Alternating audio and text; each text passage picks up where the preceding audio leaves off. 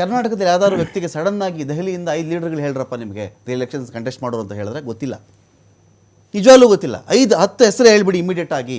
ದೆಹಲಿ ಕಾಂಗ್ರೆಸ್ಸಲ್ಲಿ ಇರ್ತಕ್ಕಂಥ 5-10 ಹೆಸರು. ಶೀಲಾ ದೀಕ್ಷಿತ್ ಲಾಸ್ಟ್ ನಾವು ಕೇಳಿದ್ದು ಯಾಕೆ ಹೀಗಾದ್ರಿ ನೀವು ಅಂತ. ನೋಡಿ ಸರ್, ಯುವಕರಿಗೆ ಮಾನ್ಯತೆ ಕೊಡಬೇಕನ್ನೋದು ನಮ್ಮ ಪಕ್ಷದಲ್ಲಿದೆ. ಆದರೆ ಎಲ್ಲೋ ಒಂದು ಕಡೆ ದೆಹಲಿಯನ್ ಮಟ್ಟದ ನಾಯಕರು, ರಾಷ್ಟ್ರ ಮಟ್ಟದ ನಾಯಕರು ಪ್ರತಿ ರಾಜ್ಯವಾರು ಜಿಲ್ಲೆವಾರು ಕಾರ್ಯಕರ್ತರನ್ನ ಬೆಳೆಸುವಂಥ ವಿವೇಚನೆಯನ್ನು ಮಾಡಬೇಕಾಗಿದೆ. ಓಕೆ. ಯಾಕಂದರೆ ಈಗ BJPಯವರು ಏನು ಸಿಟ್ಟಿಂಗ್ ಅಂತ ಕರೀತಾರೆ, ಅವರಲ್ಲಿ ಆ ಕಾರ್ಯಕರ್ತರನ್ನ ಗ್ರಾಮ ಮಟ್ಟಗಳಲ್ಲಿ ಹೋಗಿ ಮುಟ್ಟಿಸುವಂಥ ವ್ಯವಸ್ಥೆ ಅವ್ರು ಮಾಡ್ತಾ ಇದ್ದಾರೆ. ನಮ್ಮಲ್ಲಿ ಅದು ಸ್ವಲ್ಪ ಇನ್ನೂ ಹಿನ್ನಡೆ ಆಗ್ತಾ ಇದೆ.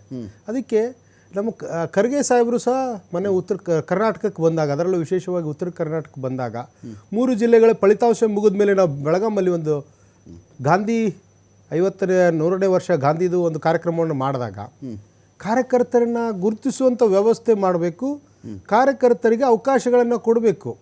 ನೀವು ಹೇಳಿದಾಗೆ ದಿಲ್ಲಿ ಮಟ್ಟದಲ್ಲಿ ಇರ್ಬೋದು, ಜಮ್ಮು ಕಾಶ್ಮೀರ ಮಟ್ಟದಲ್ಲಿ ಹೋಗುವಂಥ ವ್ಯವಸ್ಥೆಗಳಿಗೆ ಅವಕಾಶವನ್ನು ಮಾಡಿಕೊಡುವಲ್ಲಿ ಯುವಕರು ಅಂತ ಹೇಳ್ತಾ ಇದ್ದಾರೆ ರಾಹುಲ್ ಗಾಂಧಿ ಅವರು. ಆದರೆ ಇನ್ನೂ ಸಹ ಕೆಳಮಟ್ಟದಲ್ಲಿ ಹೋಗುವಂಥ ವ್ಯವಸ್ಥೆಗೆ ಪೂರಕವಾಗಿ ವಿಶೇಷವಾಗಿ BJPಯವರು ನನ್ನ ಗಮನಕ್ಕೆ ಬಂದಾಗೆ ಮಾಸ್ ಕಮ್ಯುನಿಕೇಷನನ್ನು ಬಹಳ ಉಪಯೋಗ ಮಾಡಿಕೊಂಡ್ರು.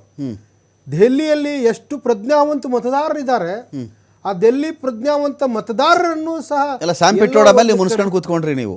ಅವ್ರು ಮಾಸ್ ಕಮ್ಯುನಿಕೇಷನ್ ಬಳಸ್ಕೊಂಡ್ರು, ಸ್ಯಾಮ್ ಪಿಟ್ರೋಡ ಮೇಲೆ ಮುನಿಸ್ಕೊಂಡು ಕೂತ್ಕೊಂಡ್ರಿ ನೀವು. ಸ್ಯಾಮ್ ಪಿಟ್ರೋಡ ಅನ್ನೋಕ್ಕಿಂತ ಆ ಜನಗಳ ಮನಸ್ಸನ್ನು ಬದಲಾವಣೆ ಮಾಡೋನಲ್ಲಿ ಮಾಸ್ ಕಮ್ಯುನಿಕೇಷನ್ ಪಾತ್ರ ದೆಹಲಿಯಲ್ಲಿ ಬಹಳ ಆಗಿದೆ. ಯಾಕಂದ್ರೆ ಅಲ್ಲಿ ಪ್ರಜ್ಞಾವಂತ ಮತದಾರ ಅವರು ಈ ತೀರ್ಮಾನವನ್ನು ತೆಗೆದುಕೊಂಡು ನಮಗೆ ಆಶ್ಚರ್ಯ ಆಗ್ತದೆ. ಅವರೇ ನೋಡಿ, ಇಲ್ಲಿ ಯಾರ್ಯಾರು ಕೂತಿದ್ರಲ್ಲ ಪ್ಯಾನಲಿಸ್ಟ್ಗಳು, ಎಲ್ಲರ ಬಳಿ ಮೊಬೈಲ್ ಫೋನ್ ಇದೆ. ಅದು ನಿಮ್ಮ ಹತ್ರನೂ ಇದೆ, ನನ್ನ ಹತ್ರನೂ ಇದೆ. ನೀವು ಸೋಷಿಯಲ್ ಮೀಡಿಯಾ ಅಕೌಂಟ್ ಓಪನ್ ಮಾಡಬಹುದು, ನಾನು ಓಪನ್ ಮಾಡಬಹುದು. ಈಗ ಭಾಸ್ಕರ್ ಅವರು ಓಪನ್ ಮಾಡಿಬಿಟ್ಟಿದ್ದಾರೆ, ಅವ್ರು ಚೆನ್ನಾಗಿ ಪ್ರಚಾರ ಮಾಡ್ತಾ ಇದ್ದಾರೆ, ಅದಕ್ಕೆ ಅವ್ರು ಗೆದ್ದರು ಅಂತ ಹೇಳಿದ್ರೆ ನಿಮ್ಮ ಅಸಹಾಯಕತೆ ಆಗಬಹುದೇ ವಿನಃ ನಿಮ್ಗೇನು ಕಂಪಲ್ಷನ್ ಅಲ್ಲ ಅದು. ನೀವು ಹಾಕೊಳ್ಳಿ ಸೋಷಿಯಲ್ ಮೀಡಿಯಾದಲ್ಲಿ 50 ಪೋಸ್ಟ್ ಹಾಕಿ, ಯಾರು ಬೇಡ ಅಂದರು ನಿಮಗೆ, ಅದು ಮಾಡಿಬಿಟ್ರು ಇದು ಮಾಡಿದ್ರೆ ಗೆದ್ದ ಅವ್ರು ಏನೋ ಗೆದ್ರೆ ಸಾಕು, ಏನೋ ಒಂದು ಹೇಳ್ತಿರ್ತಾರಲ್ಲ ಹೇಗಿದು ಅಂತ. ಹಂಗಲ್ಲ ಸರ್, ಅಲ್ಲಿ ಅಧಿಕಾರ ಈಗ ಕೇಂದ್ರದ ಅಧಿಕಾರದಲ್ಲಿ ಅವ್ರು ಇದ್ದಾರೆ, ಹೀಗಾಗಿ ಅದು ಒಂದು ಸೈಡ್ ಅವ್ರಿಗೆ ಫ್ಲೋ ಇದ್ದೇ ಇರುತ್ತೆ, ಆ ಫ್ಲೋ ಅವರಲ್ಲಿ ಇದ್ದೇ ಇರುತ್ತೆ. ಇನ್ನೂ ಒಂದು ಸ್ವಲ್ಪ ಬದಲಾವಣೆಗೆ ಅವ್ರ ಫ್ಲೋ ಹೆಚ್ಚಿಗಾಗಿರ್ಬೋದು. ಆದರೆ ಇದನ್ನೇ ನಾವು ಗೆಲ್ತೀವಿ ಅಂತ ಅವರಲ್ಲಿ ಇತ್ತ, ನಿನ್ನೆವರೆಗೂ ಕಾನ್ಫಿಡೆನ್ಸ್ ಇರಲಿಲ್ಲ. BJPಯವರಿಗೂ ಸಹ ನಾವು 100ಕ್ಕೆ 100ರಷ್ಟು ಗೆಲ್ತೀವಿ ಅನ್ನೋದು ಇರಲಿಲ್ಲ. ಪಾರ್ವತೀಶ್ ಅವರೇ ಈಗ ಏನಾಗ್ಬಿಡುತ್ತೆ ಅಂದರೆ, ನಾನು ಲೋಕಸಭಾ ಎಲೆಕ್ಷನ್ ವಿಚಾರದಲ್ಲಿ ಕಾಂಗ್ರೆಸ್ ಅಥವಾ ಇಂಡಿಯಾ ಕೂಟದ ಒಕ್ಕೂಟವನ್ನು ಅಲ್ಲಗಳೆಯಲ್ಲ. ನಾನು ದೊಡ್ಡ ಮಟ್ಟದ ಇಂಪ್ಯಾಕ್ಟ್ ಮಾಡದೇ ಇದ್ದರೂ ಕೂಡ ಒಂದು ಹಂತಕ್ಕೆ ಅದು ಪರಿಣಾಮ ಬೀರುವಲ್ಲಿ ಯಶಸ್ವಿಯಾಗಿತ್ತು. ಅದರ ಸಾಲದು ಅಂತ ಒಂದು ಆರೋಪ ಇದೆ, ಅಂದರೆ ವಿಚಾರ ಇದೆ ಅದರ ಬಗ್ಗೆ ಅಂತ. ಅಂದರೆ ನೀವು ಇದಾದ ಮೇಲೆ ಏನು ಅಂತ ಬಂದಾಗ ಹೋರಾಟದ ವಿಚಾರದಲ್ಲಿ ಒಂದು ಫೋಕಸನ್ನು ಕಳ್ಕೊಂಡಿದ್ದಾವ ಪ್ರತಿಪಕ್ಷಗಳು ಅಂತ. ಮತ್ತು ಎಲೆಕ್ಷನ್ ಇರದೇ ಇದ್ದಾಗ ಒಂಥರ, ಎಲೆಕ್ಷನ್ ಬಂದಾಗ ಒಂಥರ ಸ್ಟ್ರಾಟಜಿಗಳನ್ನು ಮಾಡುವಲ್ಲಿ, ಒಂದು ಕೇಡರನ್ನು ಬೆಳೆಸುವಲ್ಲಿ, ವಿಷಯಗಳನ್ನು ಚೆನ್ನಾಗಿ ಜನಗಳಿಗೆ ಮನದಟ್ಟು ಮಾಡುವಲ್ಲಿ ಅದರ ವೈಫಲ್ಯತೆಯೇ ಇದಕ್ಕೆಲ್ಲ ಕಾರಣ ಅಂತ. ಈಗ ರಮಕಾಂತ್, ಇದು ಆಯಾ ಪಕ್ಷದವರು ಸಮರ್ಥಿಸ್ಕೊಳ್ಳೋದು, ಸಮಜಾಯಿಷಿಗಳನ್ನು ಕೊಡೋದು ಇದ್ದಿದ್ದೇನೆ. ಓಕೆ. ನಾವೆಲ್ಲ ನೋಡ್ತಾ ಇದ್ದೀವಿ, ಈ ಚುನಾವಣೆ ಓಪನ್ ವಾರ್ ಫ್ರಂಟ್ ಇದು. ಓಕೆ. ಇದು ಮುಕ್ತವಾಗಿ ಎಲ್ಲರ ಎದುರುಗಡೆ ನಡೀತಾ ಇದೆ. ಬಲಾಬಲಗಳ ಪರೀಕ್ಷೆ ಮೇಲ್ನೋಟಕ್ಕೆ ತಕ್ಷಣದಲ್ಲಿ ಕಾಣಿಸ್ತಾ ಇರೋದೇನೆಂದರೆ, ನರೇಟಿವ್ ಸಾಲ್ತಾ ಇಲ್ಲ.